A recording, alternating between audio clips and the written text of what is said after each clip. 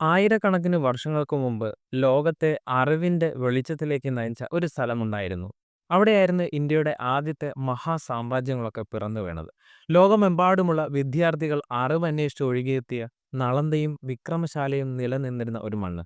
ലോകത്തിലെ ഏറ്റവും വലിയ മഹാനഗരങ്ങളിലൊന്നായ പാടലീപുത്രയുടെ ഭരണ സ്ഥിരാകേന്ദ്രം ഇവിടെയായിരുന്നു.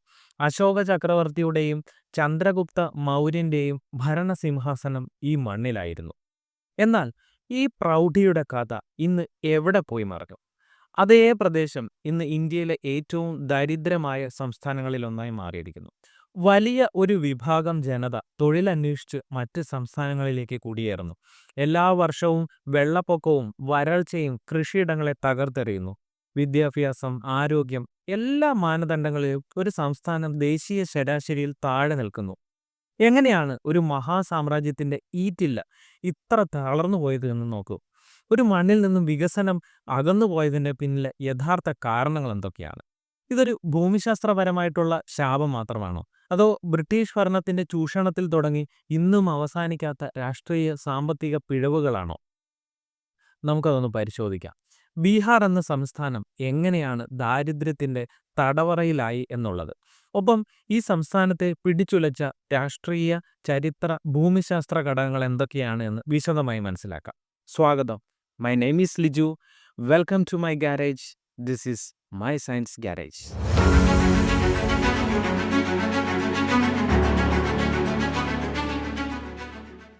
ബീഹാർ സംസ്ഥാനത്തിന്റെ ദാരിദ്ര്യത്തിന്റെ വേരുകൾ കണ്ടെത്തണമെങ്കിൽ നമുക്ക് ബ്രിട്ടീഷ് ഭരണകാലത്തേക്ക് പോകണം. 18-ാം നൂറ്റാണ്ടിന്റെ രണ്ടാം പകുതിയിൽ ബംഗാൾ പ്രവിശ്യയുടെ ഭാഗമായിരുന്നു ബീഹാർ. ഈസ്റ്റ് ഇന്ത്യ കമ്പനിയുടെ നേരിട്ടുള്ള ഭരണത്തിന് കീഴിലായിരുന്നു അത്. ഈ ഒരു കാലഘട്ടത്തിൽ നടപ്പിലാക്കിയ ഒരു പ്രധാന നയമാണ് 1793 പെർമനന്റ് സെറ്റിൽമെന്റ്. ബീഹാറിന്റെ ദാരിദ്ര്യത്തിന് കാരണമായ ഏറ്റവും വിനാശകരമായ സാമ്പത്തിക പരിഷ്കാരമായിരുന്നു 1793 അന്നത്തെ ഗവർണർ ജനറൽ ആയിട്ടുള്ള കോൺവാലിസ് പ്രഭു നടപ്പിലാക്കിയ ജമീന്ദാരി സിസ്റ്റം. ഈ നയമനുസരിച്ച് ഭൂമിയുടെ ഉടമസ്ഥാവകാശം കർഷകരിൽ നിന്നും മാറ്റി നാട്ടുപ്രമാണിമാരോ നികുതി പിരിവുകാരവുമായിട്ടുള്ള ജമീന്ദാർ എന്ന് പറയുന്ന ഒരു പ്രത്യേക ആൾക്കാരിലേക്ക് കൈമാറി. ജമീന്ദാർമാർ കമ്പനികൾ നൽകേണ്ട ഭൂനികുതിയുടെ തുക സ്ഥിരമായിട്ട് നിശ്ചയിക്കുകയും ചെയ്തു. അതുകൊണ്ട് തന്നെയാണ് ഇതിനെ പെർമനന്റ് എന്നൊരു വാക്ക് ഉപയോഗിക്കുന്നത്. ഭാവിയിൽ ഉൽപ്പാദനം എത്ര തന്നെ വർദ്ധിച്ചുവാലും ഈ തുക വർദ്ധിപ്പിക്കില്ല എന്നവർ തീരുമാനിച്ചു. ഈ സമ്പ്രദായം കമ്പനിക്ക് സ്ഥിരമായിട്ടുള്ളൊരു വരുമാനമൊക്കെ ഉറപ്പാക്കി. നികുതി പിരിവ് എന്ന തലവേദനയിൽ നിന്ന് കമ്പനി തല ഊരുകയും ചെയ്യുകയും ചെയ്തു. ഈ സമ്പ്രദായം ബീഹാറിന്റെ കാർഷിക, സാമൂഹ്യ മേഖലകളിൽ ദൂരവ്യാപകമായിട്ടുള്ള പ്രത്യാഘാതങ്ങളൊക്കെ സൃഷ്ടിച്ചു. നികുതി സ്ഥിരമായി നിശ്ചയിച്ചതോടെ ജമീന്ദാർമാർക്ക് കമ്പനികൾ നൽകാനുള്ള തുകയ്ക്കും അവർ കർഷകരിൽ നിന്ന് പിരിച്ചെടുക്കുന്ന തുകയ്ക്കും ഇടയിലുള്ള വ്യത്യാസം ലാഭമായിട്ട് ലഭിക്കുകയുണ്ടായി. കൃഷിയിൽ നിക്ഷേപിക്കുന്നതിനേക്കാൾ കർഷകരെ വളരെയധികം ചൂഷണം ചെയ്ത് കൂടുതൽ പണം പിരിച്ചെടുക്കുവാൻ അവർ ഇതുകൊണ്ട് തന്നെ വളരെയധികം താല്പര്യം കാണിച്ചു. കർഷകർക്ക് ഭൂമിയിൽ സ്ഥിരമായ അവകാശങ്ങളോ ലാഭവിഹിതങ്ങളോ ഇല്ലാതിരുന്നാൽ തന്നെ ഉൽപ്പാദനം വർദ്ധിപ്പിക്കുന്നതിനോ ഭൂമി മെച്ചപ്പെടുത്തുന്നതിനോ പുതിയ സാങ്കേതിക വിദ്യകൾ സ്വീകരിക്കുന്നതിനോ അവർക്ക് അതുകൊണ്ട് തന്നെ അവസരവും കിട്ടിയില്ല. ജമീന്ദാർമാർ അതിസമ്പന്നരായി മാറിയപ്പോൾ ഭൂരിഭാഗം കർഷകരും കുടിയാന്മാരും കടക്കണിയിലൊക്കെ ആയി. അപ്പോൾ അവരെ ദാരിദ്ര്യത്തിലേക്ക് തള്ളിയിടുന്നൊരവസ്ഥ വന്നു. ഇത് ഭൂമിയെ അടിസ്ഥാനമാക്കിയുള്ള അസമത്വത്തിൻ്റെയും സാമൂഹിക വേർതിരിവിൻ്റെയും ശക്തമായ അടിത്തറ ബീഹാറിൽ ഉണ്ടാക്കി എന്നതാണ് ചരിത്രം പറയുന്നത്. ബീഹാർ ധാതുക്കളാൽ വളരെ സമ്പന്നമാണ്. ബീഹാറിലെ കൽക്കരിയും ഇരുമ്പയിരിലും പ്രാദേശിക വ്യവസായങ്ങൾക്കായി ഉപയോഗിക്കാതെ ബ്രിട്ടനിലെ ഫാക്ടറികളിലേക്കോ അതുമല്ലെങ്കിൽ ഇന്ത്യയുടെ മറ്റ് ഭാഗങ്ങളിലെ പല തുറമുഖങ്ങളിലേക്കോ എളുപ്പം എത്തിക്കാൻ കഴിയുന്ന നഗരങ്ങളിലേക്കോ ഒക്കെ കടത്തിക്കൊണ്ടുപോവുകയായിരുന്നു അന്നത്തെ ബ്രിട്ടീഷുകാർ ചെയ്തത്. തൽഫലമായി തന്നെ ഇന്ത്യയിൽ വ്യവസായവൽക്കരണം ആരംഭിച്ചപ്പോൾ ബീഹാറിൽ പ്രധാനപ്പെട്ട വ്യവസായ കേന്ദ്രങ്ങളോ വലിയ വലിയ നഗരങ്ങളോ ഒന്നും വളർന്നു വന്നില്ല എന്ന് കാണാം. സംസ്ഥാനം ഒരു കാർഷിക സമ്പദ്വ്യവസ്ഥയായി മാത്രം നിലകൊള്ളുകയാണ് ചെയ്തത്. ബീഹാർ സംസ്ഥാനത്തിൻ്റെ അവസ്ഥയ്ക്ക് ഭൂമിശാസ്ത്രപരമായ പ്രത്യേകതകളും വെല്ലുവിളികളും ഒരു പ്രധാന ഘടകമാണ് എന്നുകൂടി മനസ്സിലാക്കാം. ബീഹാറിൻ്റെ ഭൂപ്രകൃതിയുടെ അനുഗ്രഹവും ശാപവും അവിടുത്തെ നദികൾ തന്നെയാണ് എന്ന് മനസ്സിലാക്കാം. സംസ്ഥാനത്തിൻ്റെ ഭൂരിഭാഗവും ഗംഗാ സമതലത്തിൻ്റെ ഭാഗമാണ്. ഈ എക്കൽ മണ്ണ് വളരെ ഫലഭൂയിഷ്ടമാണ്, കൃഷിക്ക് അനുയോജ്യവുമാണ്. എന്നാൽ വടക്കൻ ബീഹാർ മേഖല വർഷം തോറും വലിയ വെള്ളപ്പൊക്കത്തിന് ഇരയാവുന്ന ഒരു പ്രദേശമാണ്. നേപ്പാളിൽ നിന്ന് ഉത്ഭവിച്ച് ബീഹാറിലൂടെ ഒഴുകുന്ന കോസി നദി, ഇതിനെ ബീഹാറിൻ്റെ ദുഃഖം എന്നൊക്കെയാണ് നമ്മൾ സാധാരണ വിളിക്കാറുള്ളത്. അപ്പോൾ ഈ ഒരു നദി നിരന്തരം അതിൻ്റെ ഗതി മാറുകയും വലിയ മഴക്കാലത്ത് കര കവിഞ്ഞൊഴുകുന്ന ഒരു സ്ഥിതിവിശേഷമുണ്ട്. ഇത് ബീഹാറിൽ വലിയ നാശനഷ്ടങ്ങളും അടിസ്ഥാന സൗകര്യങ്ങളുടെയൊക്കെ തകർച്ചയ്ക്കും അതേപോലെ അത് ദാരിദ്ര്യത്തിലേക്ക് തള്ളിയിടുന്ന ചില പ്രധാന കാരണങ്ങളിൽ ഉൾപ്പെടുന്ന ഒന്നാണ്. വടക്കൻ ബീഹാർ വെള്ളപ്പൊക്ക ഭീഷണി നേരിടുന്ന അതേ സമയത്ത് തെക്കൻ ബീഹാറിലുള്ള ജനങ്ങൾ പേടിക്കുന്നത് വരൾച്ച എന്ന് പറയുന്ന ഒരു സിറ്റുവേഷനെയാണ്. വലുതും കാര്യക്ഷമവുമായ ജലസേചന പദ്ധതികളുടെ അഭാവം വലിയ പ്രതിസന്ധിയായി തുടരുന്ന ഒരു സംസ്ഥാനമാണത്. മറ്റൊരു കാര്യം എന്ന് പറയുന്നത് അമിതമായ ജനസാന്ദ്രത ഉണ്ടാക്കുന്ന പ്രശ്നങ്ങളാണ്. അപ്പോൾ ഇന്ത്യയിലെ സംസ്ഥാനങ്ങളിൽ തന്നെ നമുക്ക് നോക്കിയാൽ കാണാം, ഏറ്റവും അധികം ജനസാന്ദ്രതയുള്ള സംസ്ഥാനമാണ് ഈ ബീഹാർ എന്ന് പറയുന്നത്. ഉയർന്ന ജനസാന്ദ്രത, പരിമിതമായിട്ടുള്ള പ്രകൃതി വിഭവങ്ങൾ, അടിസ്ഥാന സൗകര്യക്കുറവ് എന്നിവയൊക്കെ പ്രധാനപ്പെട്ട പ്രശ്നങ്ങളാണ്. സംസ്ഥാനത്തെ കാർഷിക മേഖലയ്ക്ക് ഇത്രയധികം ആളുകൾക്ക് തൊഴിൽ നൽകാൻ സാധിക്കാത്തതിനാലും വ്യാവസായിക മേഖല വളരെയധികം ദുർബലമായതിനാലും തൊഴിലില്ലായ്മ വളരെ രൂക്ഷമാണ്. ഇതിൻ്റെ ഫലമായി യുവാക്കൾ മെച്ചപ്പെട്ട തൊഴിലവസരങ്ങൾ തേടി മറ്റ് സംസ്ഥാനങ്ങളിലേക്ക് വലിയ തോതിൽ കുടിയേറാൻ നിർബന്ധിതരാവുകയും ചെയ്യുന്നു. സ്വാതന്ത്ര്യാനന്തരം ബീഹാറിൻ്റെ ഈ അവസ്ഥയ്ക്ക് കേന്ദ്ര സംസ്ഥാന സർക്കാരുകൾ കൈക്കൊണ്ട ചില പ്രധാന നയങ്ങളും കാരണമായി എന്നുകൂടി പറയേണ്ടതുണ്ട്. അതിലേറ്റവും പ്രധാനപ്പെട്ടതാണ് ചരക്ക് സമീകരണ നിയമം അഥവാ freight equalisation policy. Indian union നിലവിൽ വന്നതിന് ശേഷം രാജ്യത്തിൻ്റെ എല്ലാ ഭാഗങ്ങളിലും വ്യാവസായിക വികസനം ഉറപ്പാക്കുക എന്നൊരു ലക്ഷ്യത്തോടെ കേന്ദ്ര സർക്കാർ നടപ്പിലാക്കിയ ഒരു പ്രധാനപ്പെട്ട നയമായിരുന്നു ചരക്ക് സമീകരണ നയം. എന്നാൽ ഈ നയം ബീഹാറിന് വലിയ തിരിച്ചടിയായി മാറി. ഇരുമ്പയിര്, കൽക്കരി, ബോക്സൈറ്റ് തുടങ്ങി പ്രധാന വ്യാവസായിക അസംസ്കൃത വസ്തുക്കൾ രാജ്യത്തിൻ്റെ ഏത് ഭാഗത്തേക്ക് കൊണ്ടുപോയാലും അതിൻ്റെ ചരക്ക് കൂലി കേന്ദ്രം വഹിക്കും എന്നായിരുന്നു പറഞ്ഞിരുന്നത്. അതായത് അസംസ്കൃത വസ്തുക്കളുടെ ഉൽപ്പാദന കേന്ദ്രങ്ങളിൽ നിന്നും എത്ര ദൂരെയുള്ള ഫാക്ടറികളിൽ എത്തിച്ചാലും അവയ്ക്ക് ഒരേ വിലയായിരിക്കും എന്നതായിരുന്നു ഈ നയം പ്രകാരം മനസ്സിലാക്കേണ്ടത്. അപ്പോൾ ഇതുമായി ബന്ധപ്പെട്ട് അസംസ്കൃത വസ്തുക്കളൊക്കെ വളരെ കുറഞ്ഞ ചെലവിൽ ലഭിക്കുമെന്നത് കമ്പാരിറ്റീവ്ലി അഡ്വാൻറ്റേജ് ആയിരുന്നു. എന്നാൽ ഈ നയം വന്നതോടെ വ്യവസായങ്ങൾ അസംസ്കൃത വസ്തുക്കളുടെ ലഭ്യതയെ ആശ്രയിക്കാതെ തുറമുഖങ്ങൾ, കമ്പോളങ്ങൾ, അടിസ്ഥാന സൗകര്യങ്ങൾ എന്നിവയുള്ള മഹാരാഷ്ട്ര, ഗുജറാത്ത് പോലെയുള്ള പടിഞ്ഞാറൻ അല്ലെങ്കിൽ തമിഴ്നാട്, കർണാടക പോലെയൊക്കെയുള്ള തെക്കൻ സംസ്ഥാനങ്ങളിലേക്ക് വ്യവസായം കോൺസെൻട്രേറ്റഡ് ആയി എന്നുകൂടി കാണാം. സോ ബീഹാറിൽ വൻകിട വ്യവസായങ്ങൾ വളരാനുള്ള സാധ്യത ഇല്ലാതാവുകയും സംസ്ഥാനം വ്യാവസായികമായി പിന്നോട്ട് പോകുന്ന ഒരു സിറ്റുവേഷനും ഉണ്ടായി. 2000-ൽ ബീഹാറിൽ നിന്ന് ഝാർഖണ്ഡ് എന്ന് പറയുന്ന പുതിയൊരു സംസ്ഥാനം രൂപീകരിച്ചത് ബീഹാറിൻ്റെ സാമ്പത്തിക സ്ഥിതിയെ വളരെ സാരമായി ബാധിച്ചു. പഴയ ബീഹാറിലെ കൽക്കരി, ഇരുമ്പയിര്, ചെമ്പ് പോലെ വളരെ ധാതുസമ്പന്നമായ മേഖലകളിലും വലിയ വനസമ്പത്തും ഏറെക്കുറെ പൂർണ്ണമായി പുതിയ സംസ്ഥാനമായിട്ടുള്ള ഝാർഖണ്ഡിൻ്റെ ഭാഗമായി മാറിയതാണ് കാരണം. ധാതുഖനനത്തിലൂടെ ബീഹാറിന് ലഭിച്ചിരുന്ന പ്രധാന വരുമാന മാർഗമായ റോയൽറ്റി വരുമാനം പെട്ടെന്ന് നിലച്ചു. വ്യാവസായിക ഉൽപ്പാദനം വളരെ കുറവായ ബീഹാറിന് വരുമാനത്തിനായി കേന്ദ്ര നികുതി വിഹിതത്തെയും കാർഷിക മേഖലയെയും അമിതമായി ആശ്രയിക്കേണ്ട ഒരു സിറ്റുവേഷനാണ് വരുന്നത്. നിരവധി പ്രധാനപ്പെട്ട വ്യവസായ സ്ഥാപനങ്ങൾ അതേപോലെ ഗവേഷണ സ്ഥാപനങ്ങളും ഝാർഖണ്ഡിലേക്ക് പോവുകയും ചെയ്തു.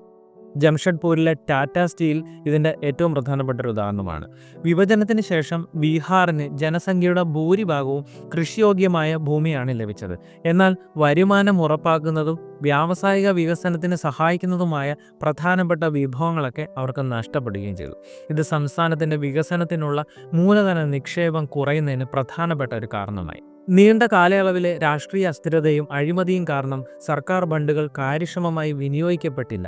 ആരോഗ്യം, വിദ്യാഭ്യാസം, റോഡുകൾ, വൈദ്യുതി തുടങ്ങിയ അടിസ്ഥാന സൗകര്യ വികസനം വളരെ പിന്നോട്ട് പോകുന്ന കാഴ്ച കണ്ടു. ബീഹാറിലെ രാഷ്ട്രീയം പലപ്പോഴും ജാതിയുടെയും സമുദായത്തിൻ്റെയും അടിസ്ഥാനത്തിലാണ് നിലനിൽക്കുന്നത് എന്നൊരു വസ്തുതയുണ്ട്. ഇത് വികസനത്തിനു വേണ്ടി ഒറ്റക്കെട്ടായി പ്രവർത്തിക്കുന്നതിന് പകരം വോട്ട് ബാങ്ക് രാഷ്ട്രീയം ശക്തിപ്പെടുത്തുകയും ദീർഘകാല അടിസ്ഥാനത്തിലുള്ള സാമ്പത്തിക പദ്ധതികളൊക്കെ നടപ്പിലാക്കുന്നതിൽ തടസ്സമുണ്ടാക്കുകയും ചെയ്യുന്നു എന്നാണ് വിദഗ്ധർ എല്ലാ കാലങ്ങളിലും ചൂണ്ടിക്കാണിയിട്ടുള്ളത്. നിയമ പരിപാലനത്തിലുണ്ടാകുന്ന വീഴ്ചകളും സംസ്ഥാനത്തെ സ്വകാര്യ നിക്ഷേപം കുറയുന്നതിന് കാരണമായി ചൂണ്ടിക്കാണിക്കപ്പെട്ടിട്ടുള്ളതാണ്. ബീഹാറിൻ്റെ സാമ്പത്തിക പിന്നോക്കാവസ്ഥയ്ക്ക് കാരണം അവിടുത്തെ വളരെ ദുർബലമായ സാമൂഹിക ഘടനയും മാനുഷിക മൂലധനത്തിൻ്റെ കുറവുമാണ് എന്നുകൂടി മനസ്സിലാക്കുക. ഒരു രാജ്യത്തിൻ്റെയോ അതിലെ ഒരു സംസ്ഥാനത്തിൻ്റെയോ വികസനത്തിന് ഏറ്റവും അത്യാവശ്യമായിട്ടുള്ള ഘടകമാണ് ഹ്യൂമൻ ക്യാപിറ്റൽ. എന്നാൽ ബീഹാറിൽ ഇതിൻ്റെ വളർച്ച വളരെ കുറവാണ് എന്ന് കാണാം. ദേശീയ ശരാശരിയേക്കാൾ വളരെ കുറവാണ് ബീഹാറിലെ സാക്ഷരതാ നിരക്ക്. പ്രത്യേകിച്ച് സ്ത്രീകളുടെ വിദ്യാഭ്യാസം, ഉന്നത വിദ്യാഭ്യാസം, സാങ്കേതിക വിദ്യാഭ്യാസം എന്നിവയിൽ സംസ്ഥാനം വളരെയധികം പിന്നിലാണ് എന്ന് കാണാം. സർക്കാർ സ്കൂളുകളിലെ അടിസ്ഥാന സൗകര്യങ്ങളുടെയും അധ്യാപക വിദ്യാർത്ഥി അനുപാതത്തിൻ്റെയും കുറവാണ് വിദ്യാഭ്യാസത്തിൻ്റെ ഗുണനിലവാരത്തെ ബാധിക്കുന്നത് എന്ന് ആഴത്തിൽ മനസ്സിലാക്കാം. ശിശുമരണ നിരക്ക്, പോഷകാഹാരക്കുറവ് എന്നിവ ദേശീയ ശരാശരിയേക്കാൾ ഉയർന്നു തന്നെയാണ് നിൽക്കുന്നത്. ആരോഗ്യ പ്രശ്നങ്ങൾ കാരണം തൊഴിലാളികളുടെ കാര്യക്ഷമത വളരെയധികം കുറയുന്ന കാഴ്ചകളുമുണ്ട്. കൂടാതെ രോഗചികിത്സയ്ക്കായി ഒരുപാട് പണം ചെലവഴിക്കേണ്ടി വരുന്നു. ദാരിദ്ര്യത്തിൽ നിന്ന് പുറത്തു കടക്കാനുള്ള കുടുംബങ്ങളുടെ കഴിവിനെ ഈ ഒരു അവസ്ഥ വളരെയധികം തടസ്സപ്പെടുത്തുകയും ചെയ്യുന്നുണ്ട്. ബീഹാറിൻ്റെ സാമൂഹിക ഘടനയിലെ ഏറ്റവും വലിയ പ്രശ്നങ്ങളിലൊന്നാണ് ജാതിയെ അടിസ്ഥാനമാക്കിയിട്ടുള്ള ഒരു രാഷ്ട്രീയം. രാഷ്ട്രീയ പാർട്ടികളും ആ പാർട്ടികളിലെ നേതാക്കളും വികസന പദ്ധതികൾക്കോ അല്ലെങ്കിൽ സാമ്പത്തിക പരിഷ്കാരങ്ങൾക്കോ ഒന്നും പ്രാധാന്യം നൽകില്ല. പകരം ജാതി സമവാക്യങ്ങളെ ആശ്രയിച്ച് വോട്ട് ബാങ്ക് ഉറപ്പിക്കുന്നതാണ് അവിടുത്തെ സ്ഥിരം കാഴ്ചകളായി കാണുന്നത്. ജാതിയുടെ പേരിലുള്ള ശക്തമായിട്ടുള്ള വേർതിരിവുകൾ ഗ്രാമപ്രദേശങ്ങളിൽ സാമൂഹിക സംഘർഷങ്ങൾക്കും ആക്രമണങ്ങൾക്കും പലപ്പോഴും കാരണമായി തീരുകയും ചെയ്യുന്നു. ഇത് സംസ്ഥാനത്തേക്ക് നിക്ഷേപങ്ങൾ ആകർഷിക്കുന്നതിനും സമാധാനപരമായിട്ടുള്ള വികസനം ഉറപ്പിക്കുന്നതിനും തടസ്സമുണ്ടാക്കുന്ന പ്രധാനപ്പെട്ട ഘടകങ്ങളായി ഇപ്പോഴും നിലനിൽക്കുന്നവയാണ്. സംസ്ഥാനത്തെ സാമ്പത്തിക വളർച്ചയെ തടയുന്ന മറ്റൊരു പ്രധാന സാമൂഹിക പ്രതിഭാസമാണ് യുവാക്കളുടെയും തൊഴിലാളികളുടെയും വൻതോതിലുള്ള കുടിയേറ്റം എന്ന് പറയുന്നത്. സംസ്ഥാനത്ത് വ്യാവസായിക നിക്ഷേപം കുറവായതും കാർഷിക മേഖലയിലെ വരുമാനം അസ്ഥിരമായതുമെല്ലാം ഇതിൻ്റെ പ്രധാനപ്പെട്ട കാരണങ്ങളായി പറയേണ്ടതാണ്. മറ്റ് സംസ്ഥാനങ്ങളിലേക്ക് ജോലിക്ക് കുടിയേറി പാർക്കുന്ന ആളുകൾ വീട്ടിലേക്ക് പണം അയക്കുന്ന ഒരു സിറ്റുവേഷനുണ്ട്. എന്നാൽ ഈ അയക്കുന്ന പണം കുടുംബങ്ങൾക്ക് താൽക്കാലിക ആശ്വാസമൊക്കെ നൽകുന്നുണ്ടെങ്കിലും പലപ്പോഴും ഇത് ഉൽപ്പാദനപരമായിട്ടുള്ള നിക്ഷേപങ്ങൾക്ക് വേണ്ടി ഉപയോഗിക്കാതെ അവരുടെ ഭക്ഷണത്തിനോ ആരോഗ്യത്തിനോ പോലുള്ള അടിസ്ഥാന ആവശ്യങ്ങൾക്കോ നിത്യ ചെലവുകൾക്കോ മാത്രമായി ഒതുങ്ങിപ്പോകുന്നതെന്നതും സങ്കടകരമായിട്ടുള്ളൊരു കാര്യം തന്നെയാണ്. ചുരുക്കത്തിൽ ഈ സാമൂഹിക പ്രതിബന്ധങ്ങൾ സാമ്പത്തികമായി ദുർബലമായിട്ടുള്ള ഒരു സംസ്ഥാനത്ത് കൂടുതൽ പ്രശ്നങ്ങൾ സൃഷ്ടിക്കുകയും ദാരിദ്ര്യത്തിൽ നിന്ന് പുറത്തു വരാനുള്ള ആ ഒരു നാടിൻ്റെ ശേഷി കുറയ്ക്കുകയും ചെയ്യുന്നു എന്നാണ് നമുക്കിതിൽ നിന്ന് മനസ്സിലാക്കാനുള്ളത്. നീതി ആയോഗിൻ്റെ 2021 റിപ്പോർട്ട് പ്രകാരം രാജ്യത്തെ ഏറ്റവും കൂടുതൽ മൾട്ടി ഡയമെൻഷണൽ പോവേർട്ടി അനുഭവിക്കുന്ന സംസ്ഥാനമാണ് ബീഹാർ എന്ന് പറയുന്നത്. ജനസംഖ്യയുടെ ഏകദേശം 51.91% ദാരിദ്ര്യരേഖയ്ക്ക് താഴെയാണ് എന്നുകൂടി കാണാൻ സാധിക്കും. സംസ്ഥാനത്തെ ആളോഹരി വരുമാനം അഥവാ പെർ ക്യാപിറ്റ ഇൻകം അത് ദേശീയ ശരാശരിയേക്കാൾ വളരെയധികം കുറവാണ് എന്നൊരു വസ്തുതയുണ്ട്. ഇത് ഉപഭോഗ ജീവിത നിലവാരത്തിലും പ്രതിഫലിക്കുന്നുണ്ട് എന്നുകൂടി കാണാം. ഏറ്റവും കുറവ് സാക്ഷരതാ നിരക്കുള്ള, ശിശുമരണ നിരക്ക്, മാതൃമരണ നിരക്ക് തുടങ്ങിയ ആരോഗ്യ സൂചികകൾ കൂടുതലായ സംസ്ഥാനം എന്ന ഒരു ചീത്തപ്പേരും ബീഹാറിന് തന്നെയാണുള്ളത്. വ്യവസായവൽക്കരണം കുറവായതും അടിസ്ഥാന സൗകര്യങ്ങൾ മതിയായ രീതിയിൽ ലഭ്യമാകാത്തത്, ഭൂമിശാസ്ത്രപരമായ പ്രത്യേകതകൾ, ഗുണനിലവാരമില്ലാത്ത വിദ്യാഭ്യാസം, ആരോഗ്യരംഗങ്ങളും തൊഴിൽ കുടിയേറ്റങ്ങളും ബീഹാർ സംസ്ഥാനത്തെ ദാരിദ്ര്യത്തിൽ നിന്ന് പുറത്തു കടക്കുന്നതിൽ വലിയ തടസ്സമുണ്ടാക്കുന്ന പ്രധാനപ്പെട്ട ചില സംഗതികളാണ് എന്ന് ഈ വീഡിയോയിലൂടെ എല്ലാവർക്കും മനസ്സിലായി എന്ന് വിശ്വസിക്കുന്നു. അപ്പോൾ ഇത്രയധികം പറയുന്നുണ്ടെങ്കിലും ബീഹാർ ഇപ്പോൾ ചെറിയ ചെറിയ മാറ്റത്തിൻ്റെ ഒരു സഞ്ചാരപാതയിലാണ് എന്നുകൂടി പറയേണ്ടതുണ്ട്. പലപ്പോഴും ദേശീയ ശരാശരിയേക്കാൾ ഉയർന്ന സംസ്ഥാന മൊത്ത ആഭ്യന്തര ഉൽപ്പാദന വളർച്ചാ നിരക്ക് ബീഹാർ കൈവരിക്കുന്നു എന്നുള്ളത് സാമ്പത്തിക മുന്നേറ്റത്തിൻ്റെ ശക്തമായൊരു സൂചന ഇടയ്ക്ക് നൽകുന്നുണ്ട്. കഴിഞ്ഞ ദശാബ്ദങ്ങളിൽ ക്രമസമാധാന നില മെച്ചപ്പെട്ടതും റോഡ് ശൃംഖലാ വികസനം സാധ്യമായതും സർക്കാർ നടപ്പിലാക്കിയ കാർഷിക റോഡ് മാപ്പ് വഴി ഉൽപ്പാദനക്ഷമത വർദ്ധിപ്പിക്കാനും കാർഷിക ഉൽപ്പന്നങ്ങൾക്ക് മൂല്യവർദ്ധനവ് നൽകാനും ഇടയായിട്ടുണ്ട് എന്നതൊരു വസ്തുതയാണ്. വിദ്യാഭ്യാസം, ആരോഗ്യ സംരക്ഷണം, ചെറുകിട സേവന മേഖലകൾ എന്നിവ സംസ്ഥാനത്തിപ്പോൾ വളരെ സാവധാനം വളരുന്നുണ്ട് എന്നുകൂടി കാണാം. പലതരത്തിലുള്ള കാര്യങ്ങളാൽ ബീഹാർ മറ്റു സംസ്ഥാനങ്ങളിൽ നിന്നും ഒറ്റപ്പെട്ടുപോയ ഒരവസ്ഥ എങ്ങനെ ഉണ്ടായി എന്ന് നമ്മൾ വിശദമായിട്ട് കണ്ടു.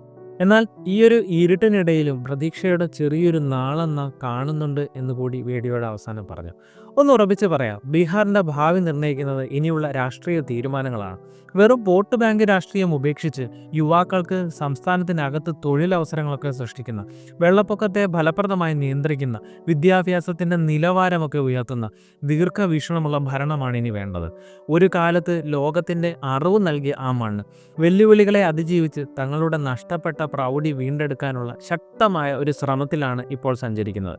ബീഹാറിൻ്റെ കഥ വെല്ലുവിളികളുടെ കഥ മാത്രമല്ല, അത് വലിയൊരു സാധ്യതയുടെയും അതിജീവനത്തിൻ്റെയും കഥ കൂടിയായിട്ടാണ് നമ്മൾ മനസ്സിലാക്കേണ്ടത്. ഈ വിഷയവുമായി ബന്ധപ്പെട്ട നിങ്ങളുടെ അഭിപ്രായങ്ങളും നിർദ്ദേശങ്ങളും സംശയങ്ങളും എല്ലാം തന്നെ കമൻറ്റ് ബോക്സിൽ രേഖപ്പെടുത്തണമെന്ന് അഭ്യർത്ഥിക്കുന്നു. വീഡിയോ ഇഷ്ടമായിട്ടുണ്ടെങ്കിൽ പരമാവധി ആൾക്കാരിലേക്ക് ഈ വീഡിയോ ഷെയർ ചെയ്യാനും ശ്രമിക്കുക. അപ്പോൾ ഇതുപോലെ ഇൻട്രസ്റ്റിംഗ് ആയിട്ടുള്ള മറ്റൊരു വീഡിയോയുമായി മറ്റൊരു ദിവസം വീണ്ടും കാണും വരെ it's me Liju signing off.